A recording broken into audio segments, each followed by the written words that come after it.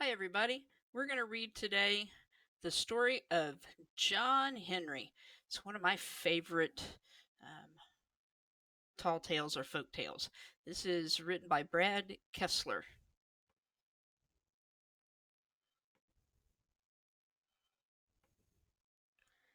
Way back, a good while ago, when the United States was still busting out of its baby shoes, there lived a man named John Henry. Now, ain't no history book's going to tell you about John Henry, 'cause he was just too plain big for them books. But when it comes right down to it, John Henry was the mightiest, doggone greatest nation builder this country's ever seen. Oh, sure, you had your Washingtons and your Jeffersons, but they were just presidents. You see, John Henry was a steel driving man. Now, some folks think they know all about John Henry and his famous race with the steam drill, but most of them don't even know a steel steak from a beef steak. See, I was around when John Henry was king of the railroad camps, and I remember just as clear as the Kentucky moon on an August night.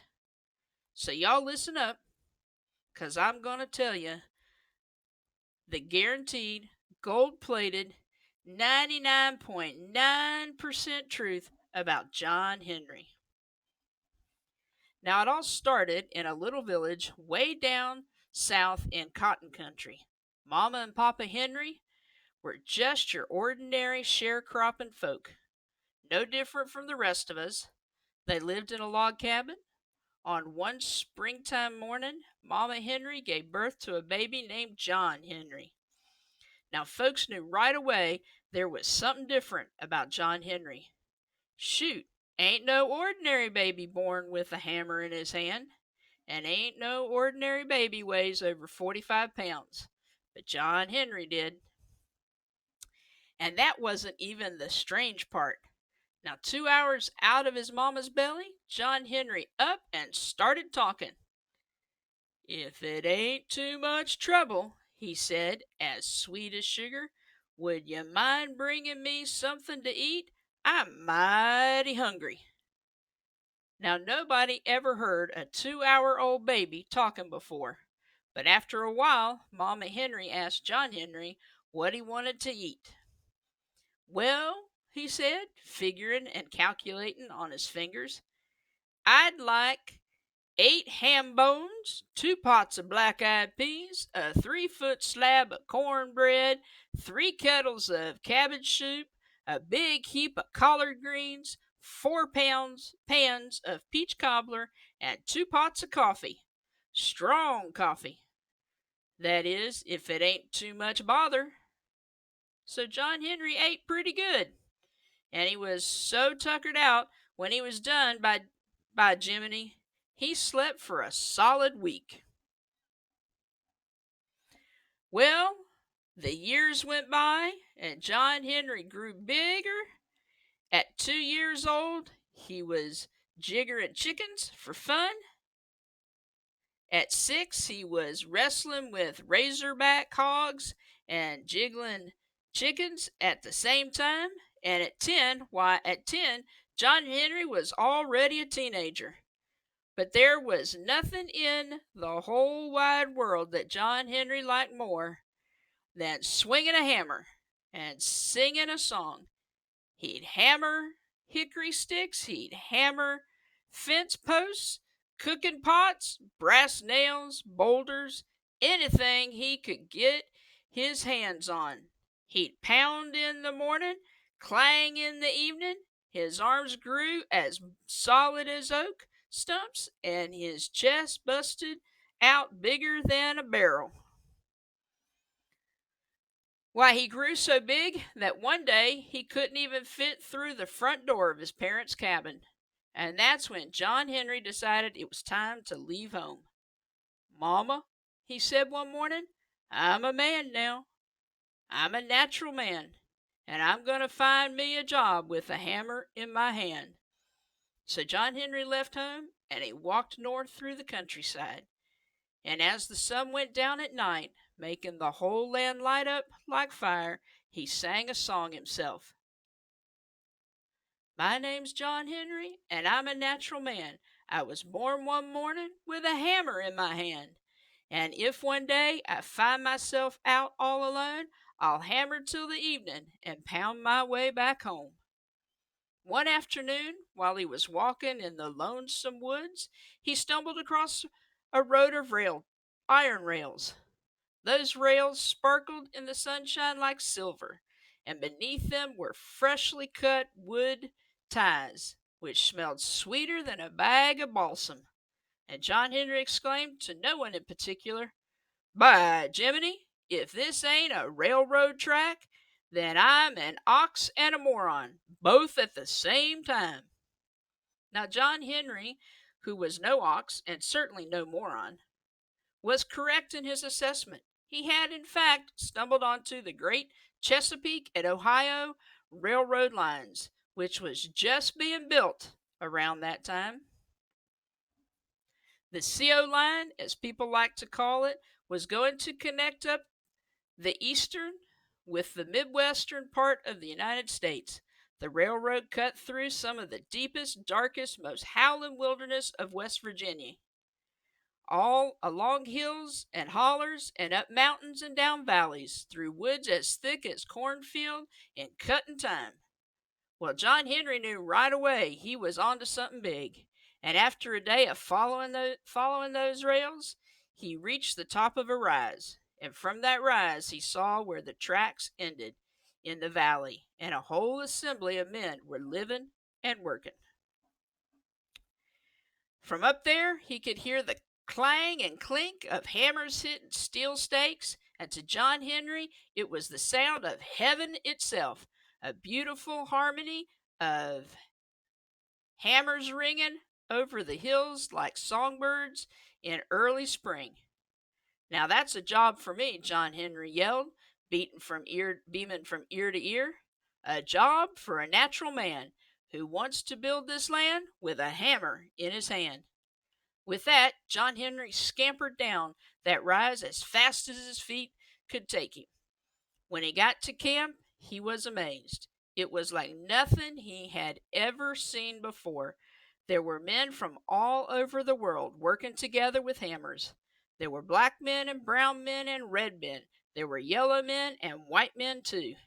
So when John Henry came to camp, he just pushed his way straight ahead to the end of the line, picking up a 9-pound hammer and started driving steel stakes like it was going out of style. Clang!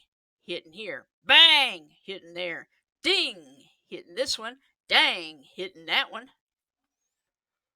Well, after a while, everyone on that line stopped what they were doing and started looking at this rather large, enthusiastic stranger. They saw right away that John Henry was just the naturalest man they had ever laid eyes on. Why, he hammered those stakes so hard that smoke rose from them, and some of them even caught fire. So the captain came over and started watching John Henry too. "Son," he said after a while, "you're the darndest, crackest, steel-driving man I've ever seen. Name's Captain Tom, and I'd be honored if you'd work for me starting tomorrow." John Henry put down his hammer and smiled. "Pleased to meet you, Captain Tom. My whole life I've been waiting to build this land with a hammer in my hand, and I don't aim on waiting any longer. If it ain't any bother to y'all, I'm going to start right now." And with that, John Henry set straight to work on the C&O Railroad. Now, driving steel ain't no 4th of July picnic. Usually it takes a team of 3 men, all working in rhythm, to knock one stake into the ground, and usually there's a man called a shaker who has to hold the steel in place while it's being hit. But John Henry had his own way of doing things. First, he had the blacksmith build him 2 40-pound hammers, which most men couldn't even lift. He'd hold one hammer in each hand like a pair of drumsticks. Then he'd take a steel stake, hurl it into the ground as if he were playing darts, and smash it down with one hammer, and then the next. Bing, bang, boom! the whole time singing a hammer song. Fact is, John Henry couldn't really hammer without singing, and vice versa. 'Cause for him, singing and hammering were just different parts of the same thing. My name is John Henry, and I'm a natural man. I was born one morning with a hammer in my hand. And if one day I find myself alone, I'll hammer to the evening and pound my way back home. Well, John Henry got so good at driving that steel, he could do the work of 10 men in half the time. He could hammer upside, downside, underarm, overarm, backhanded, blindfold, sideways, frontways, and a few ways so complicated they can't even be explained without an acre of blackboards and a barrel of chalk. Heck, he'd work so fast that he needed his own waterman just to keep his hammers from catching fire. And when he drove steel, people 300 miles away could feel the earth jump. So John Henry worked that line, and he was happy as a boll weevil in a cotton ball. Sometimes he'd ramble round the country, months at a time, laying line all over the land. Why, John Henry laid more line than any other living or dead, before or since. Well, one day in late summer, when John Henry was back working the C&O line right around Big Bend Mountain, a stranger came into camp. Now, this stranger was all duded up and dressed to the nines, a real city slicker who worked for none other than Cornelius Vanderbilt. Now, this fella brought with him a big contraption which nobody had ever seen before. It was made of 6 kinds of steel and covered with dials and gauges and drills and hammers. This machine is called a steam drill, the stranger explained when he got into camp, and if it can drive steel 5 times faster than any man. Now, this fellow wasn't making no friends by saying a thing like that, 'cause nobody likes thinking a piece of metal can do his job. But them folks got to scratching their heads, looking over that machine, and figuring that maybe, just maybe, it could. So them folks grew mighty quiet about the mouth, and just when things got so silent you could hear a ladybug yawn, John Henry stepped forward. I'll die with a hammer in my hand before any machine beats a man. He said it straight out with no bragging or sassing, and when he went on, a man's a man, and there ain't no machine that's better than a man. A man's got a heart inside, a big old beatin' heart, but a machine's ain't got nothin' but a soul of cold steel. On hearing this, those folks nodded in agreement, but the stranger smiled, and there was a glint of gold in his eye.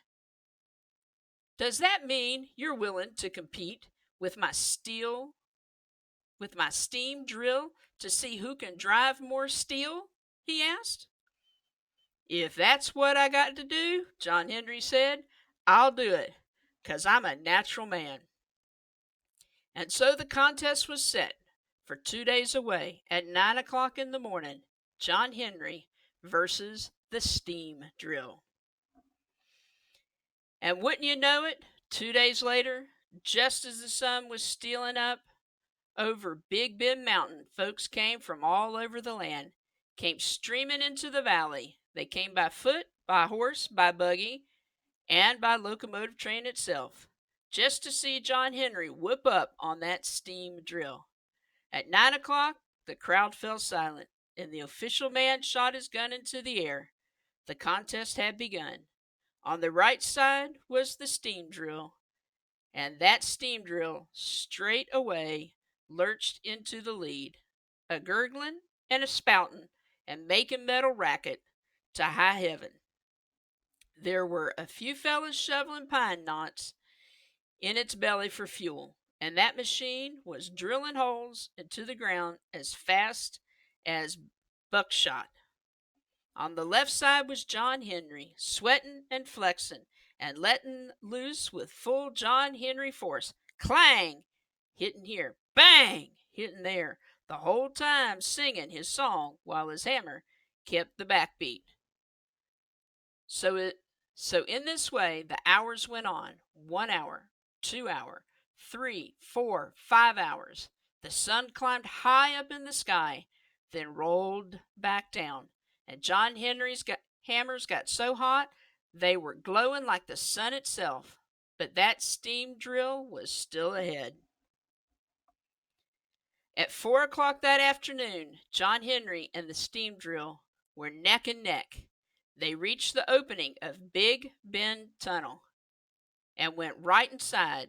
Folks waited outside where they could hear the contest going on. They heard the whine and screech of that steam drill, spitting and screaming like an alley cat. And over the awful sound, they could hear John Henry's voice, sweeter than the summer's corn, echoing out of that tunnel. My name is John Henry, and I'm a born natural man. I was born in the morning with a hammer in my hand. With these hammers and skills, I can whip any steam drill. At 5 o'clock, just as the day was cooling down, there was another gunshot, and the race had ended. All was silent in Big Bend Tunnel. Outside a hush came over the crowd, and that valley was as quiet as a juke joint on Sunday morning. After a few minutes, the official man came walking out the tunnel. He strode right down those tracks, held his hand up high, and yelled, John Henry drove more steel than that steam drill. John Henry beat the machine. And oh boy, you should have heard that crowd explode into yipping and yelling and screaming, just as pleased as plum pudding that John Henry had won. Folks was a celebrating and folks was a dancing. Then John Henry came out of that tunnel, covered from head to toe in coal dust, coughing and holding his gut as if something had bust inside. So the crowds hushed again, and John Henry laid himself on the ground. You have to forgive me, folks, he said. But I had to beat that steam drill, and I did. And now I'm going to my grave with a hammer in my hand. Well, nobody could believe what they was hearing. Why, John Henry just whooped that steam drill. But as he was lying there, with his hammers crossed over his heart and his face covered in coal dust, John Henry up and died. Up and died right there, in front of all those folks, as the sun was going down for the night. Now, some folks say John Henry died of a broken heart, 'cause he knew the steam drill one day would take the place of every steel driving man in the land. Others say he died of breathing too much coal dust. Well, it turns out John Henry didn't really die at all. He just sort of went on a long, deep sleep from which he hasn't yet woken. And if you don't believe me, shoot, you can see for yourself. Now, all you got to do is take a train, any train, out into the entry countryside, and in the evening or late at night, when the moon is big and fat and the wind is just right, you listen to the wheels chugging on the track, back and forth, like the beat of a drum. And by Jiminy, that's the sound of John Henry's pounding steel stakes to kingdom come. Yes, sirree, folks, that's the sound of John Henry hammering his way back home.